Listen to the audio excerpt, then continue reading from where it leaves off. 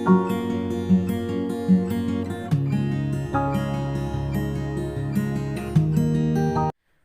Students. तो चलिए आइए शुरू करते हैं आज की क्लासेस। तो हम लोग दूसरी प्रश्नावली में थे और वहाँ दो नंबर के क्वेश्चन करके अपन ने सॉल्व कर लिए थे, है ना। तो अपने को आज सॉल्व करना है तीसरा क्वेश्चन, है ना। तीसरा क्वेश्चन क्या है हमारा, तो आइए उस पर अपन आगे बढ़ते हैं।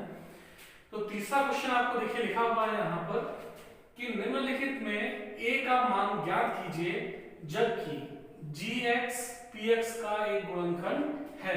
तो हमको कुछ संख्याएं दे रखी हुई हैं, हमको भाजक दिया हुआ है और भाज्य दिया हुआ है, और हमको ये बता रहा है कि भाजक मेरा भाज्य का गुणनखंड है, ठीक है।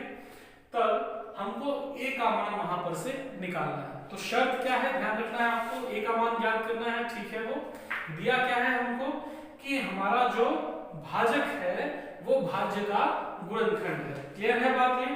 तो पिछली क्लासेस में अपन ने देखा हुआ था कि यदि मेरा भाजक भाज्य का गुणनखंड होता है तो क्या होता था वहां पर, बताइए। आपने देखा हुआ था कि वहां पर शेषफल मेरा, जब मैं रिमाइंडर निकालता था तो शेषफल मेरा 0 होता था, है ना।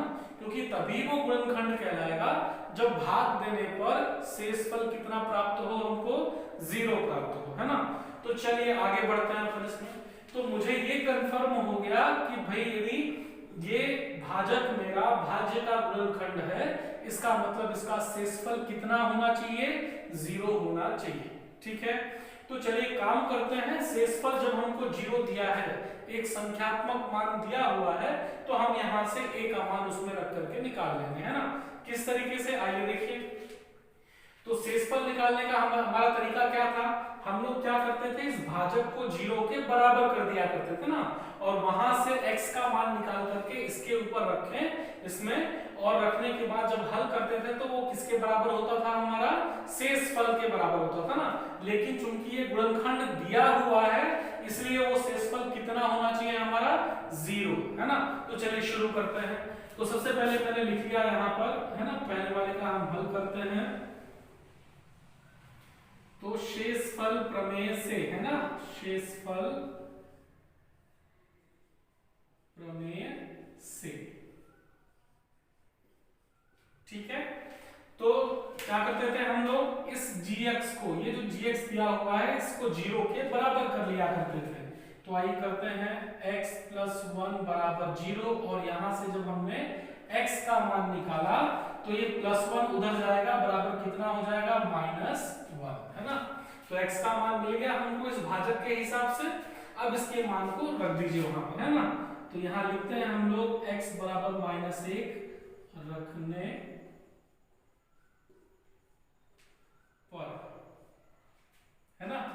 तो रखिए यहां पर, तो p x की जगह में क्या रखेंगे, -1, तो बराबर रखिए यहाँ पर -1 के घात में कितना है, 2, प्लस लिखा हुआ है आपके पास में a, तो पहले हमने a लिखा और फिर x लिखा है, x की जगह में -1, और प्लस में क्या लिखा है आपका 2, है ना। तो ये हो गया हमारा शेषफल। अपन इसी तरीके से निकालते थे। अब चूंकि ये गुणनखंड है तो ये शेषफल किसके बराबर होना चाहिए, तो ये शेषफल बराबर होना चाहिए 0। क्यों 0 के बराबर होना चाहिए, क्योंकि भाजक भाज्य का गुणनखंड है। तो यहां लिख भी दीजिए इसको, है ना, क्लियर करने के लिए। चूंकि gx जो मेरा भाजक है वो क्या है, px का गुणनखंड है, px का गुणनखंड है। क्लियर है, कोई दिक्कत यहां तक आपको, है ना। तो चलिए आगे इसको अपन सॉल्व कर लेते हैं, इसको उसको हटा देते हैं, ये हमारा इतना पोर्शन है ना। तो हल करते हैं इसको। माइनस के घात में 2 कितना आएगा, प्लस, और 1 के घात में 2 कितना आएगा आपका, 1। यहां देखिए प्लस गुणा माइनस कितना हो जाएगा, माइनस, तो ये लिया मैंने माइनस, और 1 गुणा 1, किसी भी संख्या का गुणा करिए 1 से तो वही संख्या आती है, इसका मतलब 1, और प्लस में क्या दिया हुआ है आपके पास में 2, और बराबर कितना है आपके पास में 0। क्लियर है बात ये। हल करिए, देखिए इसको यहाँ पर देखिए एक प्लस में है और 2 भी किसमें है, प्लस में, तो 2 और 1 मिलके कितने बन गए आपके 3, और माइनस में क्या बचा आपके पास में a बराबर 0, है ना। अब a का मान निकालना है तो चाहे तो आप 3 को उधर लेके जाओ या फिर a को उधर लेके जाओ, उससे कोई दिक्कत नहीं है। a मेरा बराबर में होना चाहिए, और दूसरी चीज a धनात्मक राशि में होना चाहिए ना, माइनस a नहीं होना चाहिए। तो चलिए माइनस वाला a इधर पे है, इस तरफ गया तो किस में आ गया, प्लस में आ गया। इधर क्या बचा आपके पास में 3 बराबर कितना आ गया आपका a, या हम इसी को उल्टा लिख सकते हैं क्या, a बराबर 3। क्लियर है बात आपको, कोई दिक्कत इसमें। तो इस तरीके से आपका a का मान निकल गया, है ना। ध्यान रखना आपको, बहुत सिंपल सा, बहुत साधारण सा प्रश्न था ये। क्या लिखा था कि a का मान ज्ञात करना है जब gx मेरा px का गुणनखंड है। तो जब चूंकि गुणनखंड होता है तब शेषफल कितना होना चाहिए, उसका 0 होना चाहिए। तो शेषफल प्रमेय से हमने उसका शेषफल निकाल लिया और बराबर में क्या कर दिया उसको 0 के, और वहां से हमको ये a का मान मिल गया। क्लियर है। आइए बढ़ते हैं आगे प्रश्न की तरफ। तो आइए बच्चों आते हैं अपन अगले क्वेश्चन की तरफ में। देखिए अगला क्वेश्चन जो मुझे दिया हुआ है बी वाला है, ये लिखा क्वेश्चन सेम है मेरा, उसी तरीके से दिया हुआ है कि ये गुणनखंड है gx px का और a का मान ज्ञात करना है ना। तो क्या प्रोसीजर था हमारा कि शेषफल प्रमेय से हम लोग यहाँ से x का मान निकाल लेंगे और उस x को वहां रख देंगे आपके बहुपद वाले पे, px वाले पे, जितना आएगा वो क्या होना चाहिए उसका शेषफल। अब चूंकि गुणनखंड है तो शेषफल में बराबर क्या होना चाहिए 0 के, तो उसको हम क्या कर देंगे बराबर 0 के, है ना। तो चलिए लिखते डायरेक्टली स्टार्ट करते हैं हम लोग। तो लिखना बहुत जरूरी है, ध्यान रखना है आपको। प्रश्न का उत्तर आपका तभी कंप्लीट होता है जब इस प्रकार से आप उसको लिखें, है ना। वो देखने में भी अच्छा लगता है, और जो आपका चेकर होगा बोर्ड एग्जाम में कॉपी चेक करने वाला, वो भी उसको प्रॉपर सीरियसली लेगा, है ना। आप कुछ भी लिख देंगे यहाँ वहां से तो वो देखने में अच्छा नहीं लगता है ना। ठीक है, तो ये ध्यान में रखिए। तो शेषफल प्रमेय से, तो चलिए बढ़ते हैं आगे हम लोग। शेषफल प्रमेय से, है ना, क्या कहता है हमारा, भाजक को किसके बराबर कर देंगे हम 0 के बराबर। तो x - 1 बराबर 0 कर दिया, तो यहां से x बराबर कितना आ जाएगा आपका, माइनस में 1 है, उधर गया किस में आ गया आपका प्लस में 1। क्लियर है यहाँ तक, कोई दिक्कत इस पे। तो चलिए बढ़ते हैं इसमें आगे। क्या कर रहे थे हम लोग, x बराबर 1 को कहां रखने पर, px पर रखने पर, है ना, px पर रखने से, है ना। ठीक, तो रखिए जरा। तो px की जगह में क्या रखना है आपको, 1 बराबर पे देखिए ax²। तो चलिए यहाँ पर हम रखते हैं a, और x का मान कितना दिया हमको 1, तो वहां रख देंगे हम 1 और उसका स्क्वायर। क्लियर है बात, कोई दिक्कत तो नहीं है इसमें, है ना। ax², जहां x दिख रहा है वहां पर आपको उस x का मान रखना है। तो माइनस में क्या दिया है देखिए 5, और फिर x दिया है तो वहां रखा हमने 1, और फिर प्लस पे क्या है आपका 3।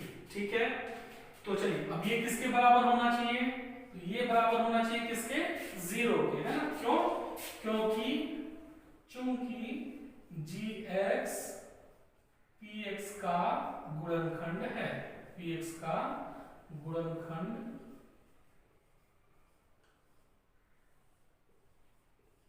है। क्लियर है, कोई दिक्कत इसमें यहाँ तक। तो चलिए इसको हल कर लीजिए। तो हल करते हैं हम इसको, 1 का स्क्वायर तो 1 ही आएगा, यहाँ माइनस वगैरह तो नहीं है, तो 1 का स्क्वायर 1 हो गया, 1 गुणा a, तो कितना आएगा आपका a आएगा, माइनस गुणा प्लस, देखिए चिन्ह का पहले गुणा करिएगा, -5 एकम कितना हो गया आपका 5, और प्लस में कितना बचा आपका 3, और ये बराबर है कितने के 0। क्लियर है बात, ये हल कर लीजिए इसको। तो अब देखिए a का मान निकालना है -5 + 3, है ना। अब देखिए अलग अलग चिन्ह है ना, तो क्या बताया था आपको कि जो बड़ी संख्या होगी उसका चिन्ह, तो बड़ी संख्या कौन सी है हमारी 5, चिन्ह क्या है उसके सामने माइनस, और 5 में से 3 गया, कितना बचा आपका 2, बराबर कितना आया आपका 0। क्लियर है। अब यहाँ से a का मान निकालिए, तो a बराबर कितना आएगा, माइनस में 2 है, उधर गया कितना आ गया आपका प्लस में 2, तो हमारा a बराबर कितना आ गया 2। क्लियर है, कोई दिक्कत इसमें, डाउट इसमें, है ना।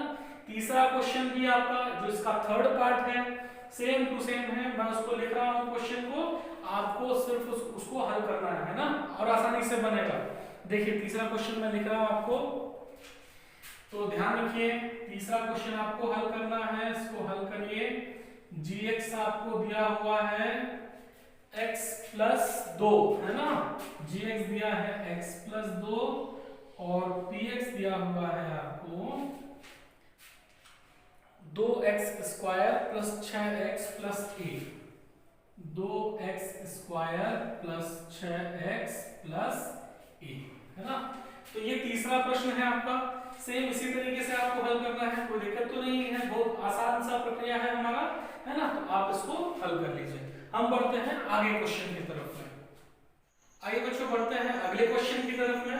अगला क्वेश्चन भी हमारा सेम उसी तरीके से जैसा पहला क्वेश्चन था, तीसरे का ही चौथा क्वेश्चन है ये।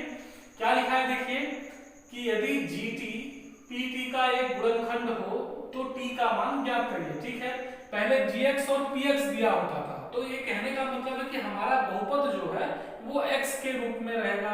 यदि gy या py दिया होता तो वो y के रूप में होता, अभी t दे दिया है तो एक t के रूप में, है ना। ये जो हमारे जो ये अंग्रेजी के जो शब्द होते हैं खासकर स्मॉल लेटर वाले, लगभग वही शब्द अपन यूज करते हैं, बड़े लेटर यहाँ पर यूज तो नहीं करते हैं, है ना। तो किसी भी अक्षर के हिसाब से हमको ये दे सकता है, उससे कोई दिक्कत नहीं है, हमारा जो भी प्रक्रिया होगा वो सेम टू सेम उसी तरीके से होगा। ठीक, तो क्या लिखा है gt pt का एक गुणनखंड हो तो t का मान ज्ञात करना है। gt दिया है, pt भी हमको दिया हुआ है, तो आपको पता है कैसे हल करना है। आइए बढ़ते हैं, तो हमने यहाँ पर लिखा हल और शुरू करते हैं इसको। कैसे शुरू करते थे हम लोग, शेषफल प्रमेय से, है ना, शेषफल प्रमेय से। तो क्या करते थे, इस gt के मान को 0 के बराबर कर लिया, तो t - 3 बराबर 0 और t बराबर कितना आ गया आपका 3। क्लियर है, उसमें कोई दिक्कत तो नहीं है। अब इस मान को हम क्या करते थे, इसमें रख देते थे, तो यहाँ लिखिए इसको t बराबर 3 रखने पर, है ना, t बराबर 3 रखने पर। ठीक है, और रखेंगे तो क्या निकलेगा, शेषफल निकलेगा, और वो शेषफल किसके बराबर होगा, 0 के। क्यों, क्योंकि ये gt pt का गुणनखंड है। तो रखिए इसको, तो t बराबर 3 हमने रख दिया, तो p और t की जगह पे क्या रखना है आपको 3, बराबर करिए t का स्क्वायर मतलब 3 का स्क्वायर प्लस 2a और गुणे पे क्या है आपके पास में t मतलब 3, माइनस में 2a और प्लस में कितना आ गया आपका 3। क्लियर है बात। तो जहां भी हमको t दिख रहा था वहां पर हमने t का मान रख दिया, है ना। अब ये किसके बराबर होता है आपका 0 के, और क्यों बराबर होता है तो आप लिख लीजिए यहाँ पर, चूंकि gt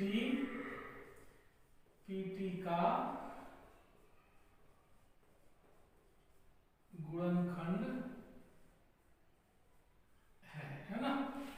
ठीक है, हल करिए इसको फिर आगे।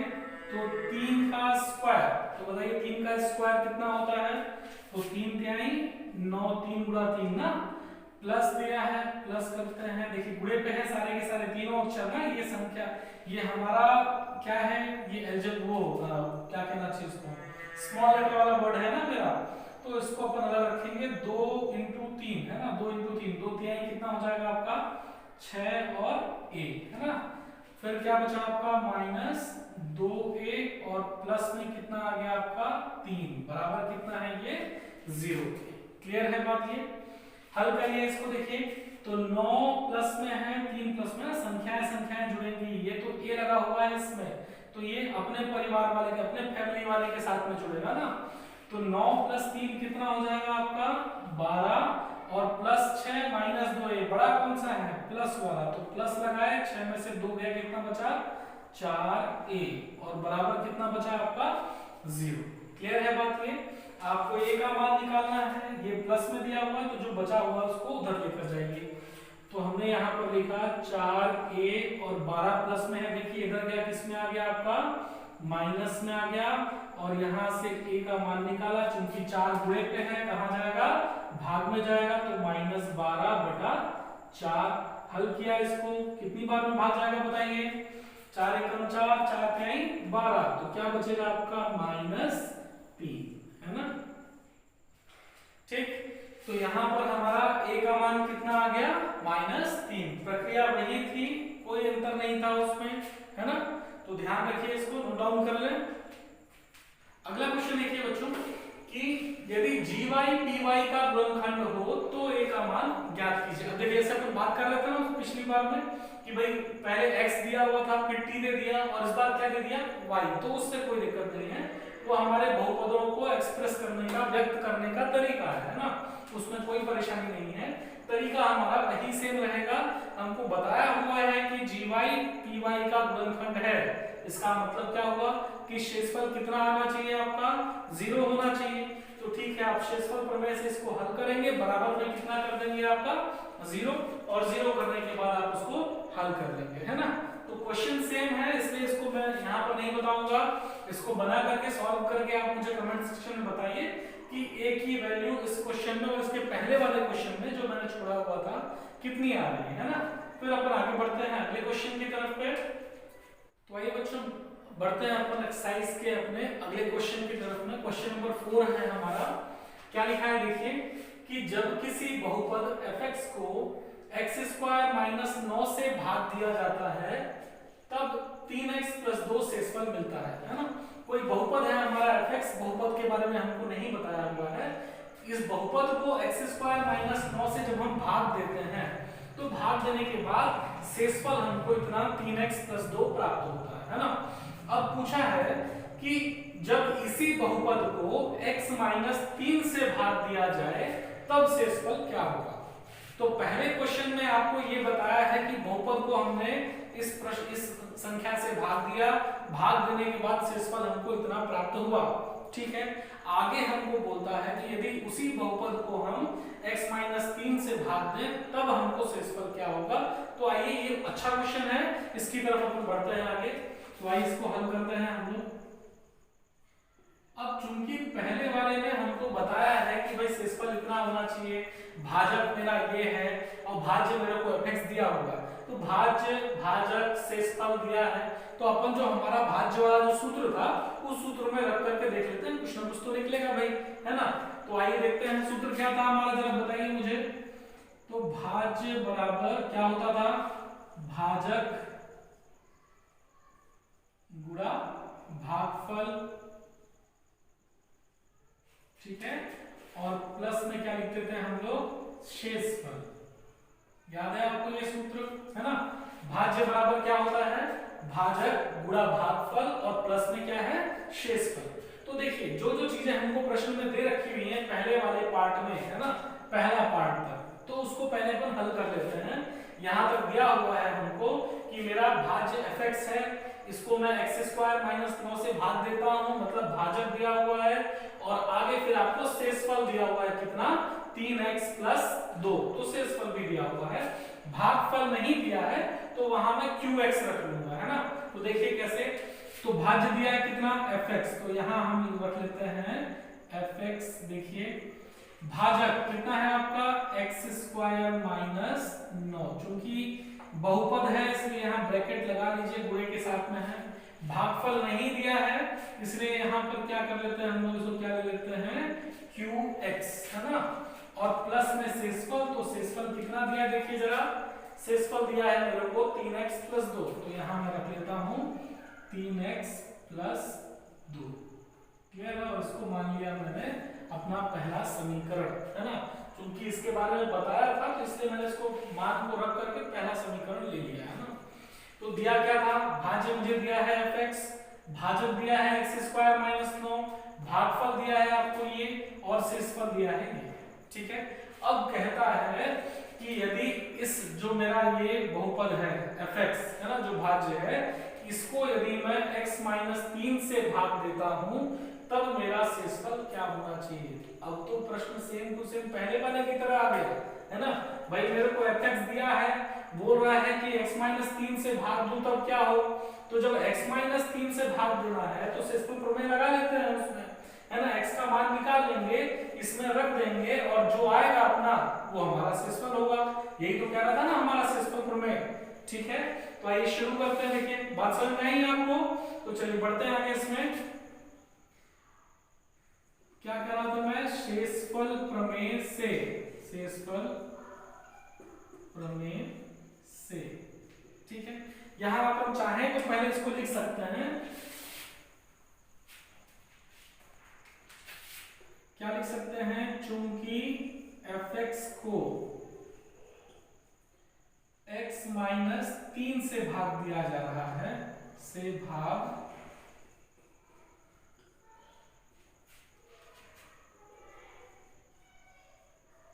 दिया जाए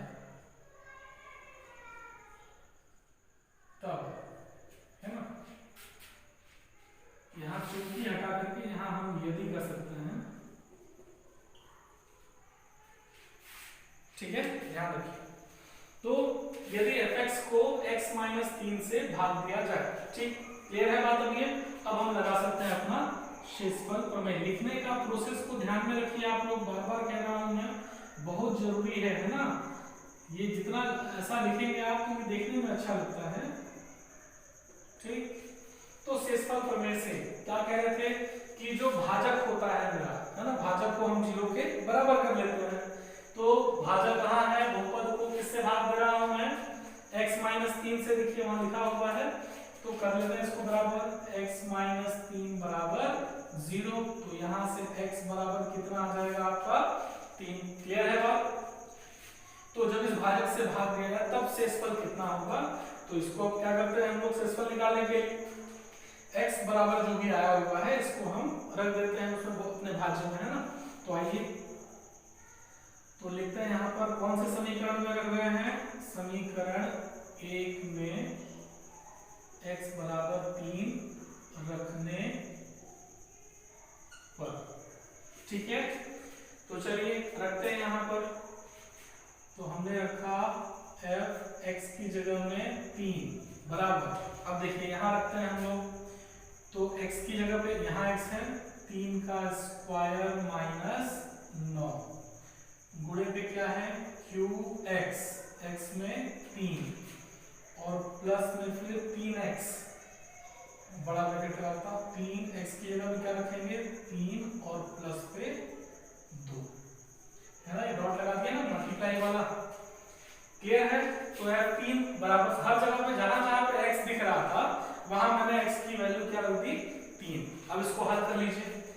तो देखिए जब मैं इसको हल करता हूं तो यहाँ देखिए 3 का स्क्वायर कितना हो जाएगा, 3 क्या है 9, और 9 माइनस 9, देखिए यहाँ कितना बचा, 9 माइनस 9 0, और 0 के साथ में गुणे में क्या आ गया आपका q3, ठीक है। आगे प्लस में 3 तिहाई 9 और प्लस में कितना है 2, तो चाहे तो 3 तिहाई 9 और प्लस 2 कितना लिख दें इसको डायरेक्ट 11, क्लियर है बात। ये कोई दिक्कत इस पे।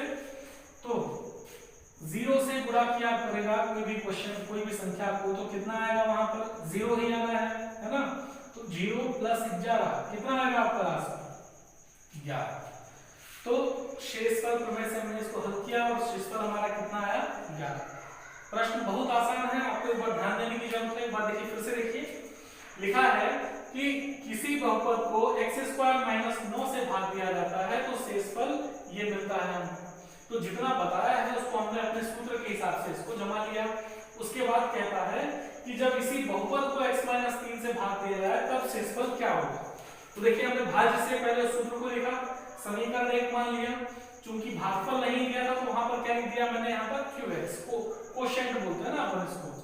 तो आगे देखिए अब चूंकि x-3 से भाग दिया जा रहा है तब शेषफल कितना है, तो मेरे पास है px, जैसे अपन px लेके चलते थे तो यहाँ क्या दिया मेरे को fx दिया है बहुपद अपने को, तो fx जब दिया हुआ है तो शेषफल प्रमेय का मैंने उपयोग कर लिया कि भाई x उसको बराबर कर दिया 0 के और वहां से x का मान निकाल करके उस मैंने भाज्य में रख दिया, और जब उसको मैंने रखा हल किया तो हल करने के बाद मुझे क्या उत्तर मिल रहा है आपका 11। तो जो आपका तरीका है तरीका वैसा ही है, बहुत ज्यादा डिफरेंट नहीं है और बहुत आसान तरीका है ना, कोई दिक्कत इसमें। तो उतार लीजिए इसको। तो आइए बच्चों बढ़ते हैं अगले क्वेश्चन की तरफ में। अगला क्वेश्चन मेरा है क्वेश्चन नंबर 5। देखिए जरा यहाँ पर लिखा सेम क्वेश्चन है 4 वाले की तरह ही। क्या लिखा है कि जब किसी बहुपद fx को x² माइनस 16 से भाग दिया जाता है, संख्या में बस थोड़ा सा बदलाव कर दिया है कि x² माइनस 16 से भाग दिया जाता है, तब शेषफल 5x + 3 प्राप्त होता है। जब इसी बहुपद को x + 4 से भाग दिया जाए तब शेषफल क्या होगा। क्लियर है बात आपको? क्वेश्चन सेम है, क्वेश्चन में तो कोई दिक्कत नहीं है आपको, है ना। तो हम इसलिए मैंने इस सूत्र को नहीं मिटाया है कि दोबारा क्यों लिखूंगा, है ना। तो हम बढ़ते हैं इसी के साथ में। तो मेरे को देखिए क्वेश्चन सेम है, आप समझ गए इस बात को। तो मैं डायरेक्टली इसको बनाना स्टार्ट करता हूं। भाज्य क्या दिया हुआ है आपको? fx है, तो मैंने यहां लिखा fx बराबर भाजक कितना है आपका? x² minus 16। तो देखिए मैंने लिखा x² माइनस 16 और गुणे पे भागफल नहीं दिया है आपको, तो ये भागफल लिख लिया आपने qx, ठीक है। और प्लस में आपको शेषफल दिया हुआ है, कितना है शेषफल आपका? 5x + 3, तो वो मैंने लिखा 5x + 3। क्लियर है बात? अब आई क्या कहता है, अब मुझे मिल गया, देखिए मेरा भाज्य मिल गया, है ना। अब बोल रहा है कि x + 4 से भाग देने पर शेषफल क्या होगा। तो जो भाज्य दिया हुआ है x + 4 से भाग देना है, शेषफल निकालना है, तो तरीका क्या होता है मेरा? वही शेषफल प्रमेय वाला। तो आइए लिखते हैं, यदि fx को किससे भाग दिया जा रहा है? x + 4 से भाग दिया जाए,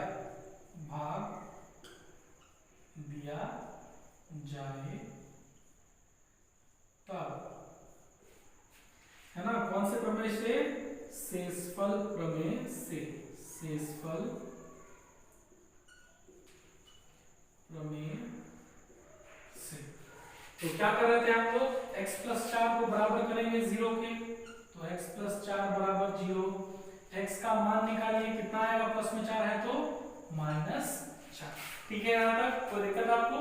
अब क्या करते थे, इस मान को हम अपने भाज्य पे रखते थे। इसको समीकरण 1 ले लेता हूं, पहले वाले को। अब रखिए इसको, तो क्या लिखेंगे यहां पर? समीकरण 1 में x बराबर -4 रखने पर, ठीक है। तो आइए रखते हैं इसको। तो यहां रखिए f और x की जगह में क्या रख देंगे? -4। तो रखिए सभी पे। यहां देखिए, यहां है आपका x, तो यहां रखा मैं, चूंकि देखिए माइनस आ रहा है ना, तो यहां भी ब्रैकेट लगाना पड़ेगा, तो इसलिए मैं क्या कर रहा हूं, इसको एक बड़ा ब्रैकेट ले लिया है मैंने। तो x की जगह पर रखा मैंने -4 और स्क्वायर लगाया है, तो इसलिए क्या लगा दिया यहाँ पर? स्क्वायर, ठीक है। -16, तो यहाँ लगा दिया -16, ठीक है। कोई दिक्कत? देखिए ध्यान से, x² -16, x का मान मैंने रखा -4, स्क्वायर लगाया तो स्क्वायर, और फिर माइनस में क्या है? 16।